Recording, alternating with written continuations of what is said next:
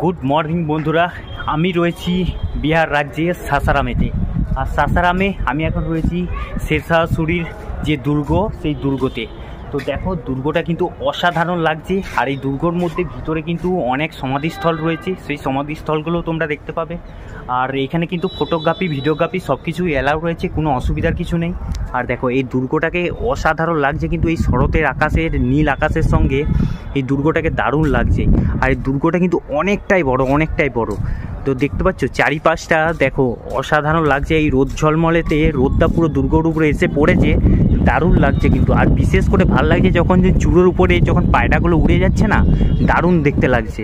আর এই সাইডে তোমরা গেলেই এই যে এক একটা করে এরকম জায়গা করেছে, ভিউ পয়েন্টের মতন করা রয়েছে। তো এইখান থেকে কিন্তু গেলেই কিন্তু চারিপাশে যে জল দিয়ে ঘেরা রয়েছে না এই দুর্গটাকে, এই দুর্গর ভিউটা এখান থেকে জলের, তোমরা চারিপাশে জলের যে লেকের ভিউটা সেইটা কিন্তু দেখতে পাবে। আর ওই সামনে রয়েছে, ওই দিক দিয়ে হচ্ছে এন্ট্রি গেট। তো দারুণ লাগছে কিন্তু এই দুর্গটা। তোমরা যখন বিহারে আসবে সাসারামেতে, এই দুর্গটা কিন্তু দেখতে একদমই ভুলো না।